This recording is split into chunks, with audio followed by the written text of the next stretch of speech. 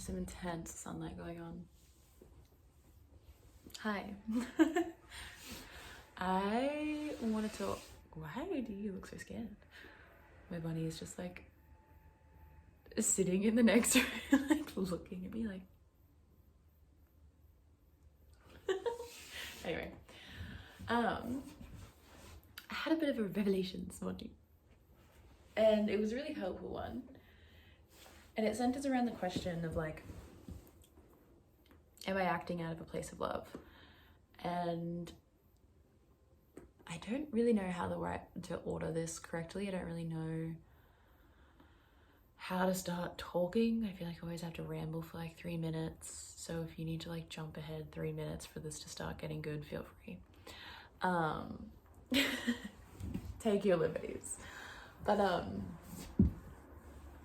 analyzing, I guess right now, analyzing my behavior, analyzing where I'm at, and it's definitely as per usual, to do with my like relationships in my life and my connections. And I guess there's just been this thing that I'm centering on is a person I've been seeing who can very much just, I guess, stand into the place holding of, for me to be able to project my past trauma on. So, hi, this is another episode about trauma. But it's not necessarily about trauma. It's more about growth out of it, which I can kind of see myself doing right now. And that feels really nice because I'm coming to a place of understanding how to hold myself in my reactions to things in a way that is not only just holding myself and like, you know, like honoring my emotions and honoring my feelings and, you know, communicating my boundaries or like whatever it is, like all the right things people talk about that you do for yourself in relationship. But doing that, I guess the tricky thing for me that I've been trying to figure out for the past, especially couple months, is that sometimes doing that, I never know if I'm invalidating my feelings and my trauma or if I'm actually making any kind of progress. And I think I've figured it out this time around, at least once. Is that like,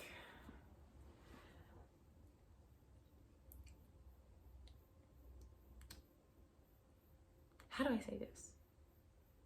This person, let's maybe start from point blank and just chronologically. So essentially, background. The relationship in my life that probably wounded me the most was tumultuous, to say the least, and had a lot of, I guess, emotional punishment.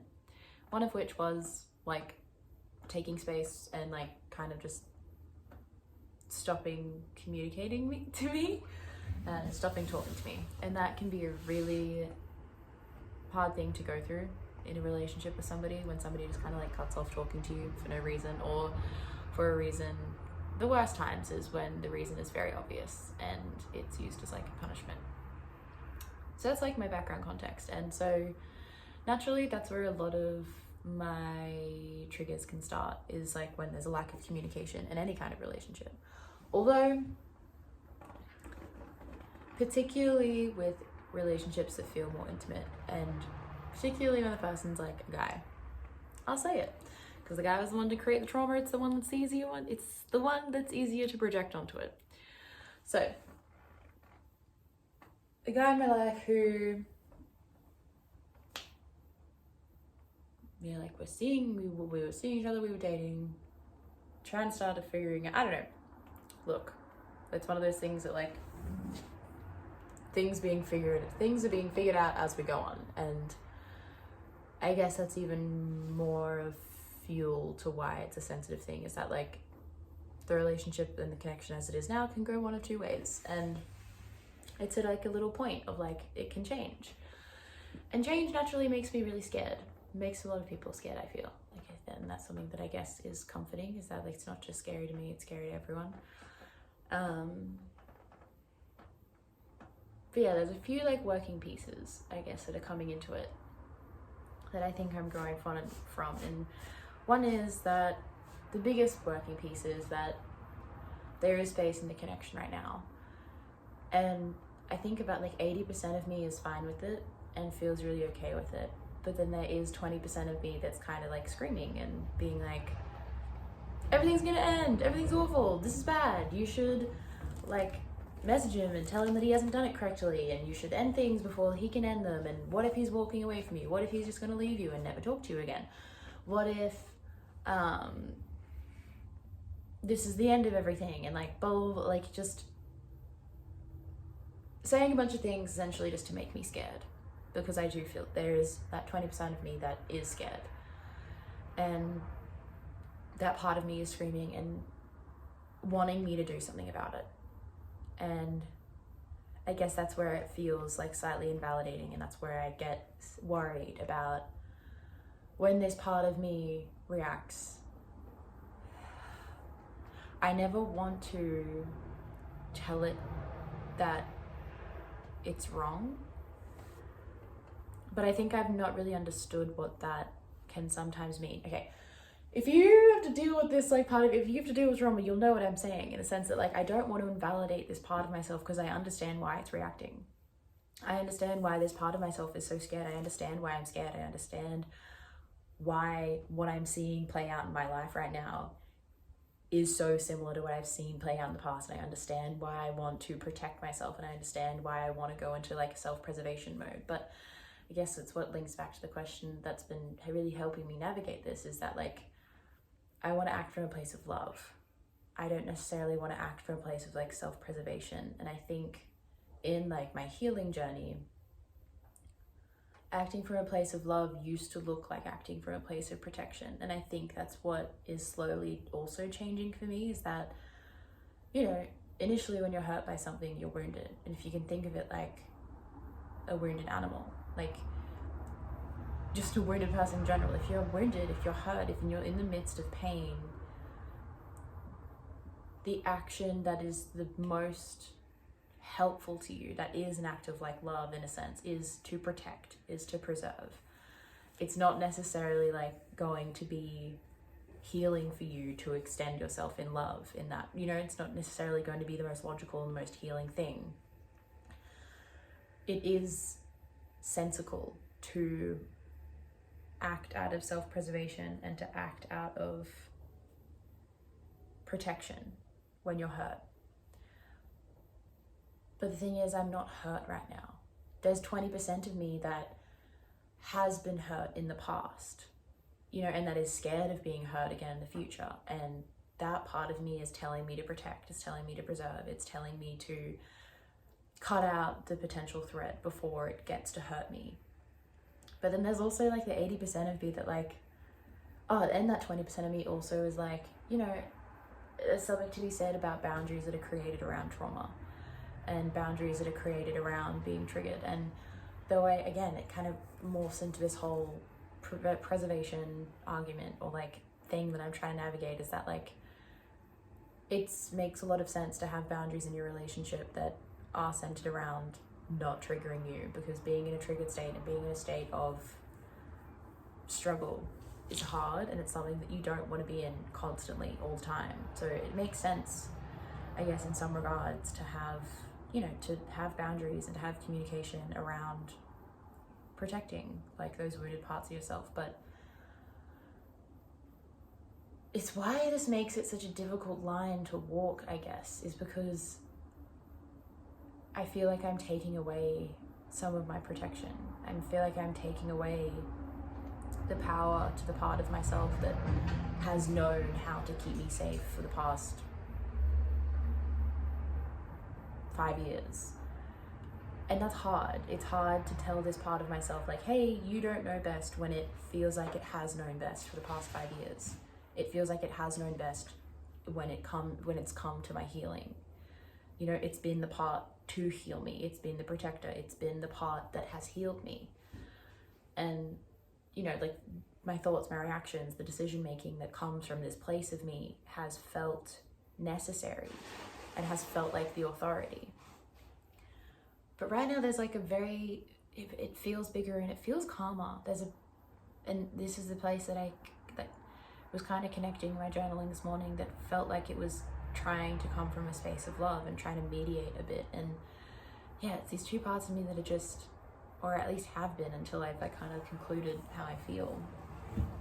I'm trying to like talk about it. I kind of realized that one, I'm not stressed. I'm not actually hurting. There's a part of me that is, but it's not a part of me that is actually hurt. If you know what I mean? Like, the part of me that's in stress is the part of me that's in fear. It's not actually being hurt. One moment. There is a crazy little bunny doing stuff.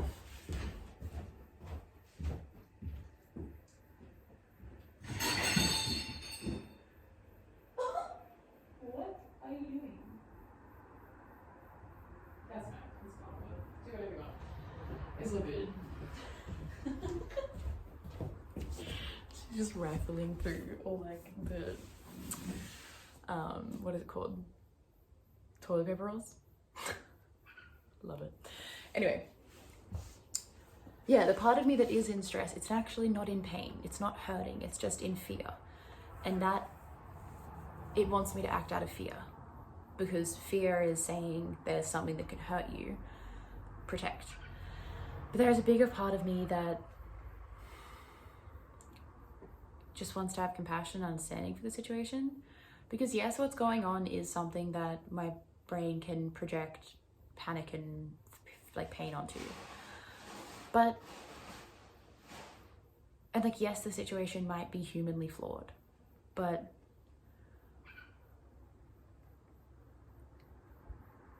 I'm okay with it. It's also that like this fear part of me, I don't know, I'm also learning to like not take everything so personally. In the sense that this space taking that this person's taking, like last week we were like just hanging out and chatting, and they were saying they were kind of just feeling a bit like confused and overwhelmed, and like that they might need to take space just in life in general.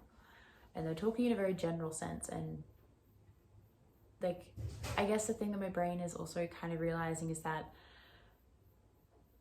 they haven't come and told me that they're taking space because they're not taking space from me. They're just taking space for themselves in their life. You know, like it isn't personal to me, and so I don't need to take it personally. And that's something that's making sense. I need to take her outside to run around because she's getting a little bit crazy. But I want to finish talking about this first. Anyway, that's also something that's kind of computing in my mind, because I think pre this, I would have taken it personally. I would have been like, you haven't met my needs. I've told you that this behavior triggers me. You haven't met my needs. Like, I'm feeling this way because of you. Which has made sense to me in the past, but I just don't, it's not making sense to me anymore. And I don't know how to explain it in any other way but that. I understand how it does make sense. I understand how somebody's behavior, especially if it's something that is so in line with like something that's hurt you in the past, I understand why that can hurt you. But for me, for right now, it's just not hurting me right now. Right now, it's just not hurting me right now. It's scaring a part of me, but it's scaring the part of me that's in fear. But for the bigger part of me that's like just kind of feeling it out right now and trying to navigate and mediate between these two parts of me, it's kind of like, well, they said they're like a little bit like just needing space. That's fair enough. Also, perspective.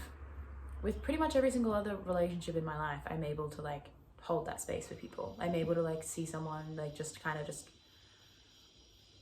I've had the drift or just not speak to them for like a couple of weeks, couple of months. And I'm able to just to have this knowing of like, oh well, I love them and they love me and everything's fine. If there was something wrong, they'd talk to me.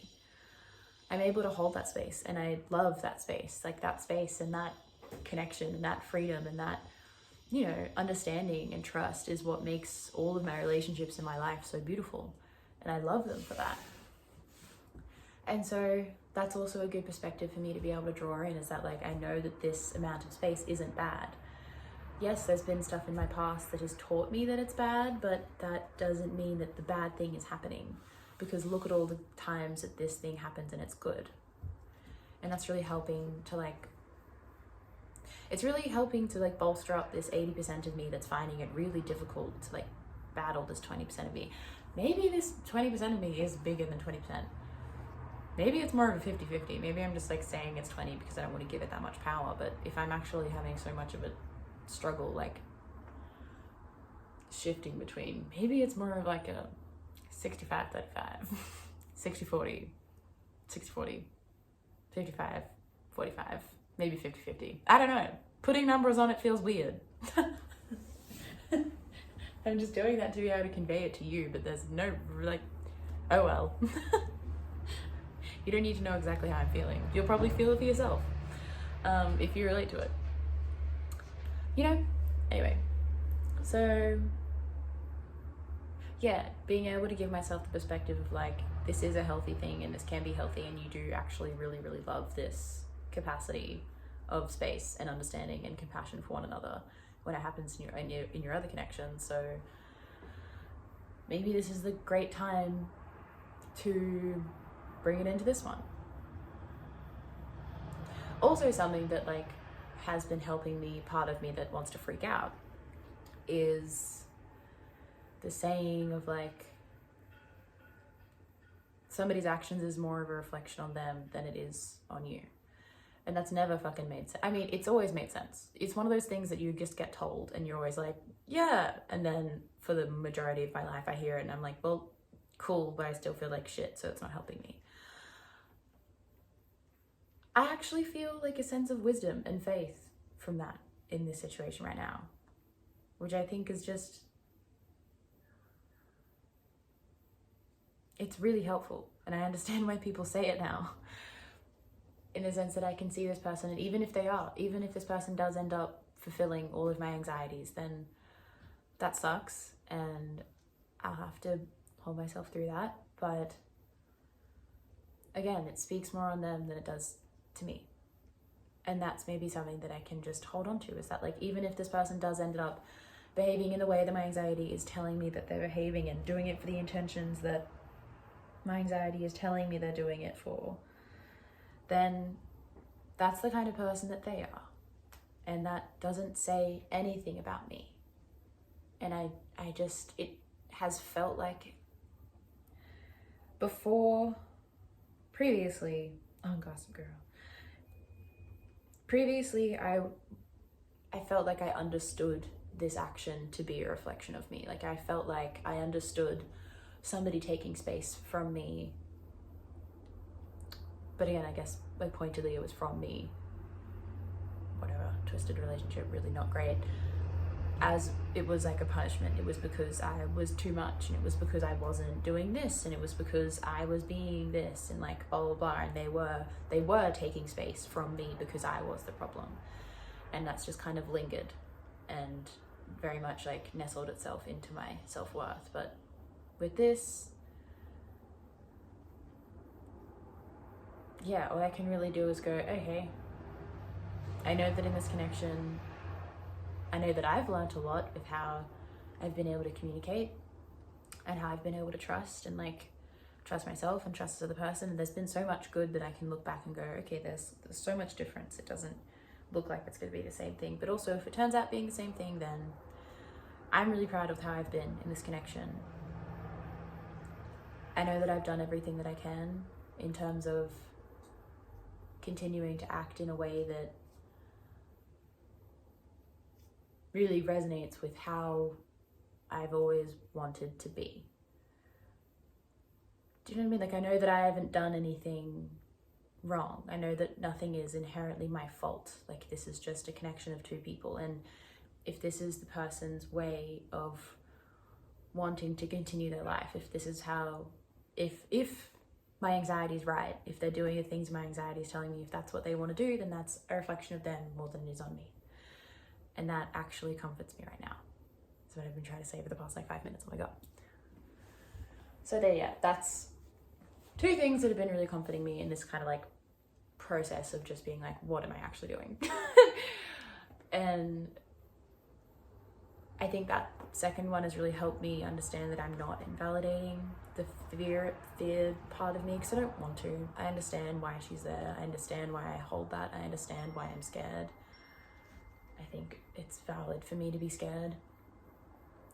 But also, I guess, I don't need to be, because for one, it's not the same person, it's not the same relationship.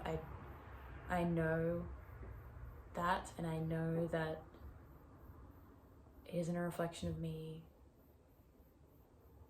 And I feel like I'd be okay even if it was the anxiety. But also, there's a very, very, very, very, very, very, very big chance that it's not the anxiety. There's a very, very, very, very, very big chance that they're just taking space because they need to figure shit out for themselves and like do whatever they want, and like whatever is happening over there is happening over there, and whatever's happening here needs to happen here. And just, I need to know that, well, not need to know, I know that I'm okay. I know that I'm actually not that stressed. I know that it's probably all going to be fine.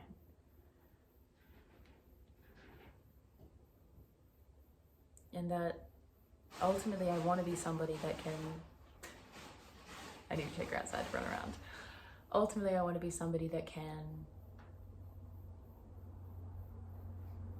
have consideration for another person's actions and another person's humanness, and, you know, not necessarily always need people to act in the interest of my trauma. I want to be able to grow out of that. I want to be able to grow past my trauma. I want to be able to grow past my fear. I want to be able to let go of it. I want to be able to be in relationships and connections that people are allowed to act in whatever way they need to act. And eventually I just hope to not be triggered by that. Like I am in all my friendships, like I want to grow out of that. And I think this is a path of like getting there, is that like, actually I'm not triggered. There's a part of me that's scared, but there's so much of me that actually has a broader understanding of the situation and actually is kind of chill and kind of fine, and I'm going about my day and I'm living, and it's not actually on my mind until this scared part of me is like, it's on your mind. And I'm like, well, you know, it doesn't really need to be. That's kind of fine. I don't want to find reasons to be upset. I don't want to find reasons to upset myself. I don't want to find reasons to validate my trauma in the sense of telling me that my trauma is continuing. I don't want to fulfill it. I don't want to make it happen again. I want to validate my trauma in the sense of understanding that, hey, I get why you're here. You've been hurt. But it doesn't mean you are being hurt. It doesn't mean you are continually being hurt. It doesn't mean you are still in the place of being hurt. But it's okay. And maybe like trusting in this like new process and trusting in this new acting out of a space of love and viewing things from the perspective of love is actually being able to recognize when I'm okay and somebody's allowed to do whatever they need to do for themselves, and I can be okay with that, and I want to be okay with that, and that's a good thing. And if somebody has an issue with me, they have an issue with me, and they can talk to me about it. That's ultimately the boundary that I want to have. I don't want to have a boundary out of my trauma. I want to have a boundary of, if you have a problem with me, I trust that you will tell me. If you need something from me, if you need space from me, I trust that you will tell me that. And if you don't, well, then that's a reflection on you not being able to communicate your needs. And I might have to like be sad about that. Not have to, but I might be sad about that. But ultimately that's going to be okay. I'll be okay. I've been sad before. Yeah. Anyway, that's how I'm feeling, and it's big. It's big for me to feel this way because I haven't always, and if you know, you know. So also, if you're not here, if you are still in a place where like you've been hurt before and you're in relationships and you do find yourself like self-fulfilling stuff and, you know, self-sabotaging, I get it. Like, if you're still in a place where you need to be protecting yourself, you still need to be protecting yourself. There's a part of you that still wants that protection, and that's okay. Just listen for the part of you that wants to start acting out of love again and wants to start being curious and wants to start trusting and wants to start trying to grow out of that shell of like healing. Listen for that, because when it's there, you should listen to it. because I'm trying to, and it feels good. It's confusing as fuck, but it feels good. It's very confusing, but it feels good. Yeah. That's all. I'm gonna take my bunny outside now because she's going insane. I also need to eat breakfast. I can do both. Have a fun little Mercury retrograde. They're